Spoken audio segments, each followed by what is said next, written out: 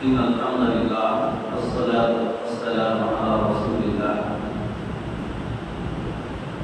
وبعد فقد قال الله تعالى في سورة النساء أعوذ بالله من الشيطان الرجيم بسم الله الرحمن الرحيم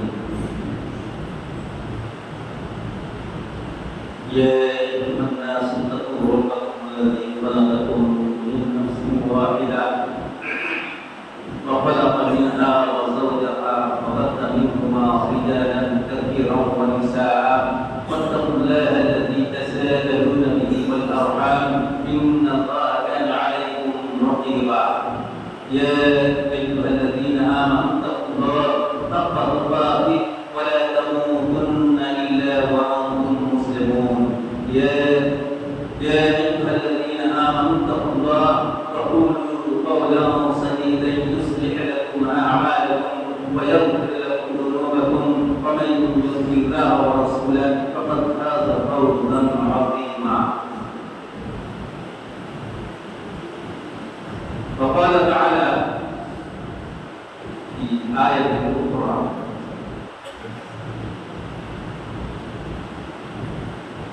وإنك لعلى خلق عظيم.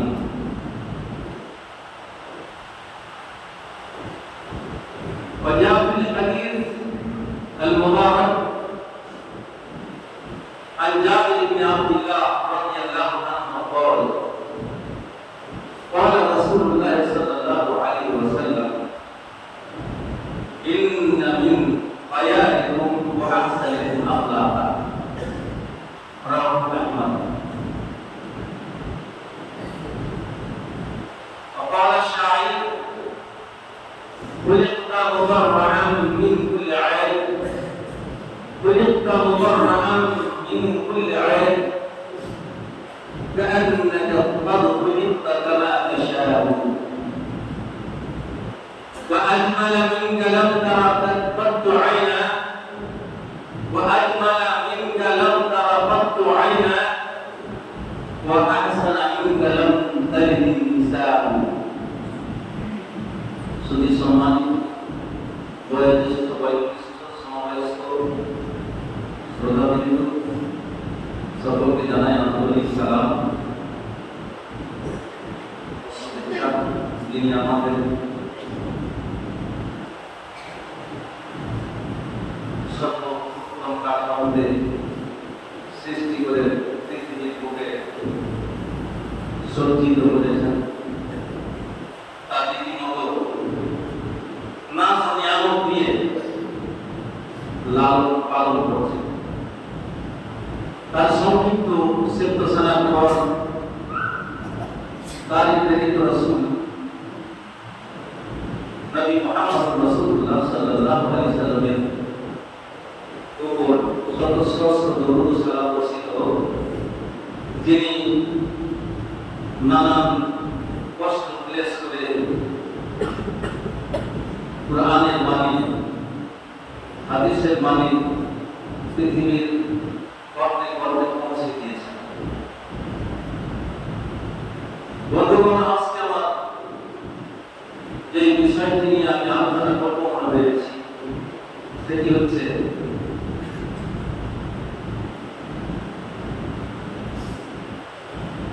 নবী হচ্ছেন আমাদের মহা আদর্শের আদর্শবান। নবী হচ্ছেন আমাদের মহা আদর্শের আদর্শবান। সত্যিকারী কোরআন ও হাদিস যা বলি আলোচনা করেছে তাতে যার জন্য প্রমাণ নবী আমাদের শ্রেষ্ঠ যুগের শ্রেষ্ঠ আদর্শবান।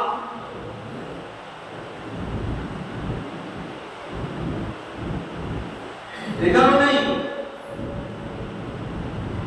প্রথমে আপনাদের সামনে যে বিষয়টি নিয়ে আলোচনা করব এবং সে তারিখ পরিপ্রেক্ষিতে যে আয়াতটি পাঠ করেছি সেটি হচ্ছে وإنك لعلى خلق عظيم।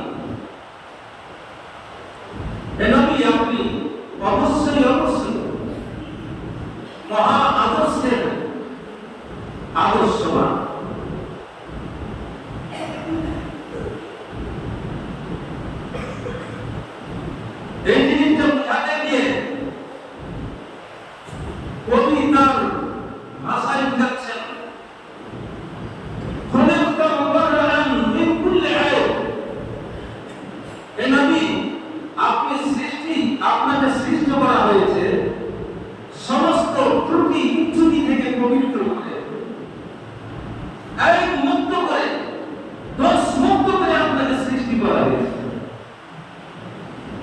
কান্নাকা কদ খুলিকতা কামা তাশাউ, যেমন কেউ কোনো জিনিস নিজের হাতে তৈরি করে তো ঠিক সে জিনিসটি ভালো হয়, উন্নত হয়। আপনার চোখে ভালো না লাগলেও তার কাছে সেটা ভালো। হে নবী, আল্লাহ রাব্বুল আলামিন যেমন চেয়েছিলেন আপনাকে যে এইরকম করব, ঠিক সেই রকম করেছেন, এবং আপনিও যা চেয়েছিলেন যে এইরকম হতে হবে ঠিক আপনার মতো হয়েছেন, এবং সারা পৃথিবীর মানব জাত যেটা চেয়েছিল যে নবী এইরকম হতে হবে ঠিক ওইরকমই হয়েছে। আরো বলছেন وأحسن منك وأحسن وأجمل منك لم تر قط عينا وأجمل منك لم تر قط عينا وأحسن منك لم تلد النساء। হে নবী, আপনার থেকে শ্রেষ্ঠ মানব, আপনার থেকে শ্রেষ্ঠ কাঠামোর মানুষ লম তার কত আইনা, কোন চোখে কোনদিন দেখেনি, না জিন জাতির চোখে দেখেছে, না মানব জাতির চোখে দেখেছে, না অন্য কোন জাতির চোখে দেখেছে। কোন চোখে আপনার মতো মহামানব, মহা আদর্শবান কেউ দেখেনি। ওয়াহসানা মিনকা লাম তালিদ নিসাউ।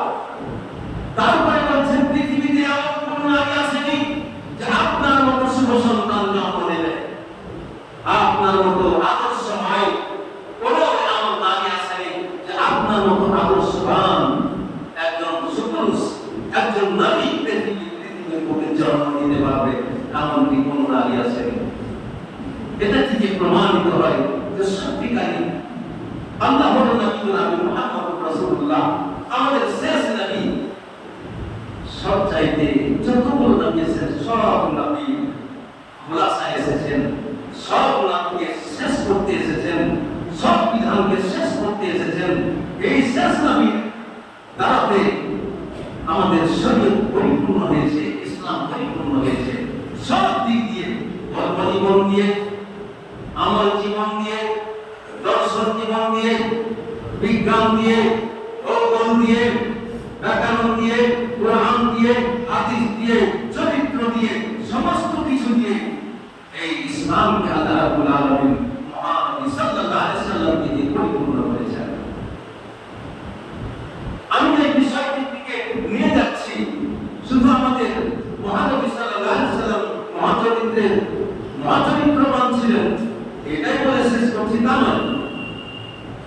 আমরা যদি তারই উন্মত, আমরাও আমাদের জন্য যে আমাদের নবীকে বাছাই করে দিলেন যে শেষ নবীর জন্য না শেষ উম্মতের জন্য শেষ নবী নির্বাচিত হলো মহাদর্শের আদর্শবান হয়ে, তো অনুরূপভাবে শেষ নবীর উম্মত হচ্ছে সর্বশ্রেষ্ঠ উম্মত। কিন্তু কারণ কোরআন বলছে কুনতুম খায়রা উম্মাহ উখরিজাত লিন-নাস তা'মুরুনা বিল মা'রুফ ওয়া তানহাউনা আনিল মুনকার। এই শাস্তির মানবজাত তোমরা শুনে নাও, কুনতুম খায়রা উম্মাহ, তোমরা সর্বশ্রেষ্ঠ উম্মত, তোমরা শেষ নবীর উম্মত, তোমরা সর্বশ্রেষ্ঠ উম্মত। কেন শ্রেষ্ঠ উম্মত? এর অনেক কারণ আছে।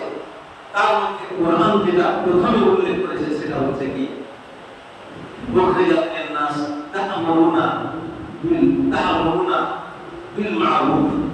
তোমরা শ্রেষ্ঠ উম্মত এই কারণে যে তোমরা কি আল্লাহ রাব্বুল আলামিন প্রেরণ করেছেন মানুষদেরকে সৎ উপদেশ দান করার জন্য, ওয়া তানহাউনা আনিল মুনকার, এবং মানুষ যদি কোনো নোংরা কাজ করে আর এই উম্মত যদি দেখতে পায় তো তার বুঝুক করবে এমন নয়, তাকে তাদের থেকে বাধা দান করবে। বাধা দান করার আমার 3টি নিয়ম আছে, সেই নিয়মে বাধা দান করতে হবে, অন্য নিয়মে নয়। শরীয়তের বিধান দিয়ে প্রথমে আপনাকে বাধা দান করতে হবে। কি দিয়ে? আপনার বাহুবা যদি মজবুত থাকে, আপনার কাপড় যদি ঠিক থাকে, সেই কাপড় দিয়ে।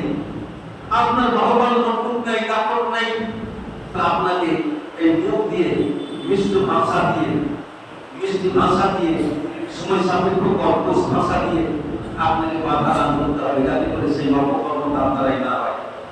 সেটাই যদি ক্ষমতা আপনার না হয়, তাহলে কি করতে হবে? তার জন্য আপনাকে সমাজকে নিয়ে বসে তার জন্য ব্যবস্থা করতে হবে, মনে তাকে ঘৃণা করতে হবে, কি করতে হবে, কি মনে দিকে যেতে হবে না। কিন্তু আমরা করি কি, তিনটা যেটা নিয়ম সেটা জলাঞ্জলি দিয়ে দিলাম। আমার মনে করে ভাগিদারের পাশে একটা লোকের দুজন তিনজন মিলে মিলে জীবন করবো, কোনোতে যে তাকে ভালো না, তাতে আপনার পাপ হলো যে বললো এক পাপি, আর আপনি গাইলেন আপনি শপথ পাপি, সাধারণ কথা। তো সেদিকে যেতে হবে না। তাহলে আমাদের শ্রেষ্ঠ উম্মতের জন্য শ্রেষ্ঠ নবীকে দিলেন, তার কারণই হচ্ছে যে আমাদের চরিত্র মহানবী জনাব মুহাম্মদুর রাসূলুল্লাহ সাল্লাল্লাহু আলাইহি ওয়াসাল্লামের মতো চরিত্র হতে হবে। কারণ আমাদের ওই দায়িত্ব কে নবী বিদায় দিয়েছেন। নবী যখন মৃত্যুবরণ করলেন, তখন হযরত আলী, হযরত ফাতেমা রাদিয়াল্লাহু তাআলা আনহা তারা গেলেন ছুটে। কিসের জন্য? ওয়ার্থের জন্য। নবী মারা গেছেন, তার কিছু জমি থাকলে অংশ নিব, তার বাড়ি থাকলে বাড়ির অংশ নিব, এই কারণে চলে যাচ্ছেন কোথায়? আবু বকর সিদ্দিক রাদিয়াল্লাহু তাআলা আনহুর কাছে। আবু বকর সিদ্দিক রাদিয়াল্লাহু তাআলা আনহু তাদের বুঝিয়ে দিলেন যে তোমরা জানো না, নবী বলে গেছেন যে আমি আমার বৃত্তান্তে আমার ছেলে থাকলে ছেলেও পাবে না কিছু, আমার মেয়ে থাকলে মেয়েও কিছু পাবে না, বরং এটা কোথায় যাবে? এটা বাইতুল মালে দাখিল হয়ে যাবে, বাইতুল মালের ফান্ডে এটা দাখিল হয়ে যাবে, কেউ পাবে না। এর হত্যার হলো যারা অনাহার, দিন দুঃখী, নাচার, যাদের কোনো উপায় নাই, ইয়াতীম, দরিদ্র, মিসকিন, ফকির, এরা পাবে। আমার সন্তানাদি আমার মানের হক রাখে না। তবে একটি জিনিসের হক তারা রাখে, যারা আলেম ওলামা, যারা তালেব ওলামা বা শেষ নবীর উম্মত। যে আলেম ওলামা, তালেব ওলামা না হলেও যদি শেষ নবীর উম্মত হয়, আমার উম্মত হয়, তাহলে তাদের উপরে এই দায়িত্ব থাকলো যে আমি যা করে গেলাম, আমি যা চরিত্র দিয়ে গেলাম, আমি যা আদর্শ দিয়ে গেলাম, এই আদর্শের তালিম সারা জীবন যাতে এরা যতদিন বেঁচে থাকবে মানুষকে ইয়াদ খবরে দিতে থাকে, এই দায়িত্ব আমাদের দিয়ে গেলেন। সেই দায়িত্ব আমরা পালন না করে অন্যদিকে চলে যাচ্ছি। আমার বন্ধুরা, আমার হযরত নবী সাল্লাল্লাহু আলাইহি ওয়াসাল্লামের আদর্শ দেখুন একটা একটা করে। আমার সময় অনেক স্বল্প, তবু যেন দুটো একটা কথা না বললে তো পারছি না। একটুখানি আপনাকে উপমা দিই। আল্লাহর নবী জনাব মুহাম্মদুর রাসূলুল্লাহ সাল্লাল্লাহু আলাইহি ওয়াসাল্লাম দেখলেন যে নাজদের দিক থেকে, ইয়ামামার দিক থেকে অনেক হামলা হচ্ছে, অনেক কষ্ট হচ্ছে। তারা বেঈমানরা, কাফেররা, দুষ্ট রাজারা তারা অনেক ব্যথা বেদনা দিচ্ছে। এমনকি কয়েকজন সাহাবীকে রাস্তায় ধরে ধরে হত্যাও করে দিচ্ছে। নবী সাল্লাল্লাহু আলাইহি ওয়াসাল্লামকে হত্যা করব বলে তারা দলের দল, ঝাঁপের ঝাঁপ চলে আসছে বন জঙ্গল থেকে বার হয়ে। আর তারা নবী সাল্লাল্লাহু আলাইহি ওয়াসাল্লামের উপরে আক্রমণ করার চেষ্টা চালাচ্ছে। তখন নবী মুহাম্মদুর রাসূলুল্লাহ সাল্লাল্লাহু আলাইহি ওয়াসাল্লাম এক দল নেতৃত্বহীনকে তৈরি করলেন, তাদেরকে ঘোড়া পৃষ্ঠে সবার করে তাদেরকে তালিম দিয়ে দিলেন, ভালোভাবে তালিম দিয়ে দিলেন যে দেখো তোমরা যাচ্ছ প্রথম অবস্থা, এখন তোমরা কাউকে পেলে কোথাও কাউকে হত্যা করবে না, বরং তোমরা এখানে ওখানে যত লোক পাবে তাদের সাথে সদ্ব্যবহার দেখিয়ে তোমরা শুরু করবে কি, আর সেই আমার দেশের যে নেতৃত্বে আছে তাকে যদি পারো ভুলিয়ে হোক, আদর্শে হোক, নিয়মিতভাবে তাকে শাসন ব্যবস্থা দিয়ে হোক, যেমন ভাবেই হোক তোমরা তাকে ধরে নিয়ে আসবে। এবং অবস্থায় সাহাবাগণ ঘোড়া পৃষ্ঠে সবার হয়ে করে ঘোড়া দৌড়াতে আরম্ভ করলেন। ঘোড়া দৌড়াতে গিয়ে আমাদের দেশে পৌঁছালেন। পৌঁছে গিয়ে সেখানকার যে নেতৃত্বে ছিল, সেখানকার যে নেতা ছিল, তার নাম হচ্ছে সোমামাবি মোসাল। সোমামাবি মোসালকে ধরে নিয়ে চলে এলো, নিয়ে এসে মসজিদে নববীতে তাকে বেঁধে দিল। কোথায় যাও? মসজিদে নববীতে যেমন এরকম খাম্বা দেখছেন, এরকম খাম্বা ছিল, প্রতি ছিল, মাটির সাথে তাকে বেঁধে দিল। বেঁধে দেওয়ার পর নবী মুহাম্মদুর রাসূলুল্লাহ সাল্লাল্লাহু আলাইহি সাল্লামকে সংবাদ দেওয়া হলো, হে নবী, আমরা এই যে যার কাছে পাঠিয়েছিলেন, যাকে ধরে আনতে বলেছিলেন, যেই ভাগে হোক না কেন, আমরা আজকে তাকে ধরে নিয়ে এসেছি, আপনার মসজিদে নববীতে তাকে বেঁধে রেখেছি, আপনি একটু গিয়ে দেখা করুন। নবী মুহাম্মদুর রাসূলুল্লাহ সাল্লাল্লাহু আলাইহি সাল্লাম তার নিকটে গেলেন। তার নিকটে গিয়ে সঙ্গে সঙ্গে তাকে বললেন যে, হে সুমামা বিন সাল, তুমি কি অবস্থায় আছো বলো। সুমামা বিন সাল এক কথাই বলল, হে আল্লাহর নবী, আমি যে অবস্থায় আছি খুব ভালো অবস্থায় আছি। আমাকে না কেউ থাপ্পড় মেরেছে, না কেউ আমাকে তুচ্ছ তাচ্ছিল্য করেছে, না আমাকে গালি দিয়েছে। আপনার সাহাবীদের আদর্শ দেখে আমি অত্যন্ত আনন্দিত। আমাকে কেউ কিছু বলেনি। এখন আপনি কি করবেন বলতে পারছি না, তবে আপনি যদি আমাকে হত্যা করে দেন, তাহলে এটা আপনার অধিকার, আপনি হত্যা করতে পারেন। কারণ আমি একজন সাহাবীকে মানিনি, আমি অনেক সাহাবীকে হত্যা করেছি। তার বলুন আপনি আমাকে হত্যা করে দিতে পারেন, এটা আপনার কর্তব্য, এটা আপনার দায়িত্ব, যেহেতু প্রশাসন হত্যা করতে পারেন।